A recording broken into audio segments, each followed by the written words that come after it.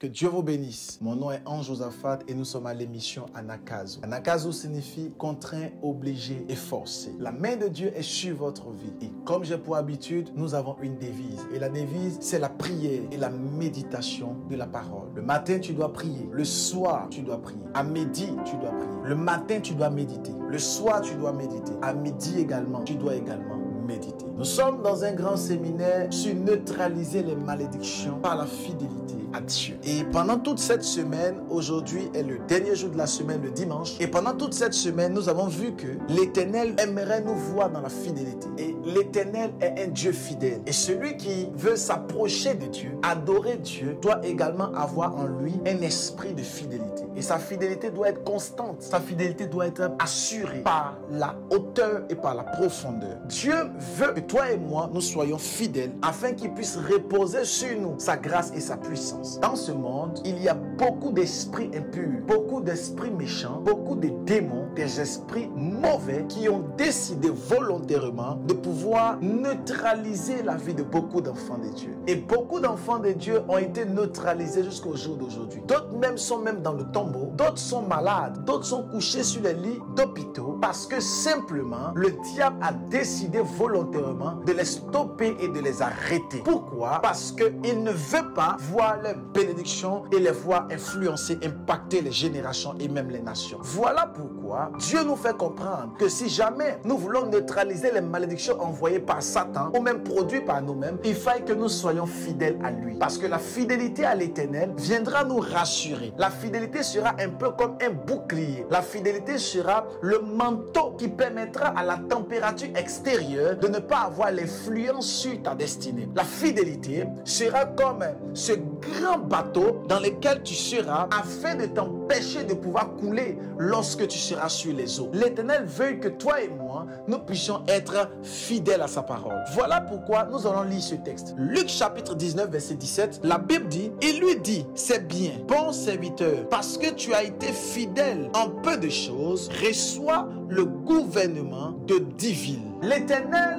donne le gouvernement de 10 villes à une personnalité, à une personne. Et pourquoi Dieu lui donne le gouvernement de 10 villes? Parce que simplement, il a été fidèle à son maître. Ce monsieur-là, ce serviteur-là, n'a rien fait d'autre que d'être fidèle à son maître. Son maître lui avait confié quelques villes. Et son maître lui avait dit, occupe-toi de ces quelques villes, occupe-toi parce que tu es devenu le maire d'une commune, occupe-toi de ton époux, occupe-toi de ton épouse, occupe-toi, fais fructifier mes finances, fais fructifier mon champ, fais fructifier tel et tel. Donc, le maître a confié quelque chose de peut-être banal à son serviteur afin que son serviteur puisse s'en occuper. Et la Bible dit clairement qu'il s'en est tellement bien occupé que lorsque le maître est arrivé, le maître était tout joyeux et le maître lui a dit, reçois le gouvernement de 10 villes. Et Dieu nous donne cette parabole pour nous faire comprendre que le royaume des cieux est semblable à ce maître et à ce serviteur.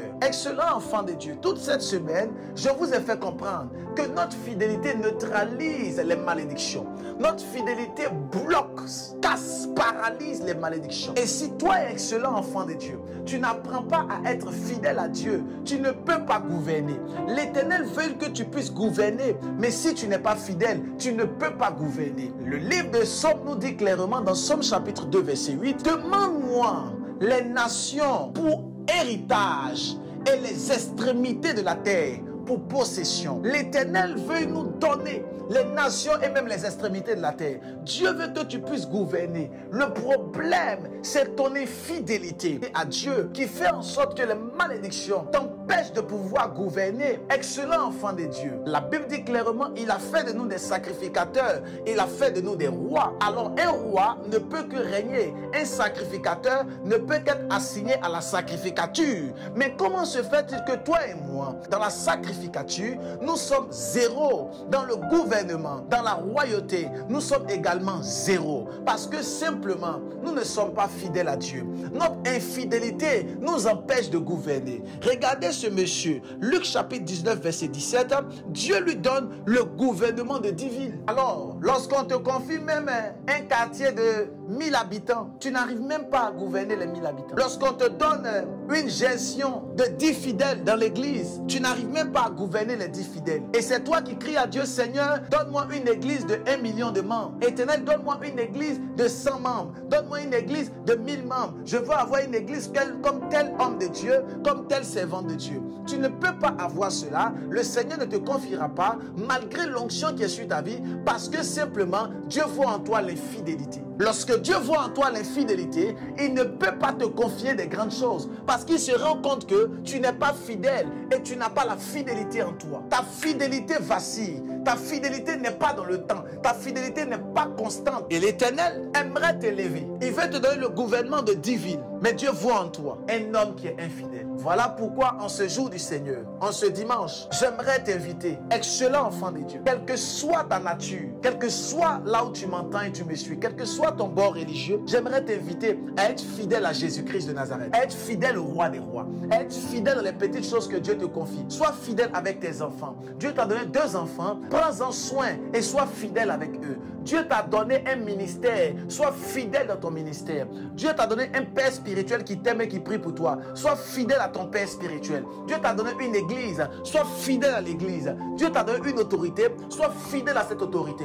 Dieu t'a donné un don spirituel, le don de guérison, le don de parler en langue, le don de prophétie. Sois fidèle dans les petites choses, sois fidèle dans ce que tu as déjà. Et assurément, l'Éternel des armées fera de toi un étendard, une bénédiction et une grâce dans cette génération. Que Dieu vous bénisse, que sa grâce demeure sur vous, que son onction ne cesse de couler dans votre vie. Je prie que nous soyons fidèles, que toutes ces personnes qui m'entendent au son de ma voix, que vous soyez fidèles à Dieu et fidèles dans les choses de Dieu, afin que l'Éternel vous propulse et vous étende à gauche et à droite. Que la grâce de Dieu soit avec vous et que la main du Seigneur soit constamment sur votre vie. Au nom de Jésus. Amen. N'oubliez pas de faire la large diffusion de cette prière afin de bénir le maximum de personnes, d'inviter le maximum de personnes à pouvoir suivre la prière. Copiez le lien et d'envoyer à vos proches. La main de Dieu est chez vous. Shalom.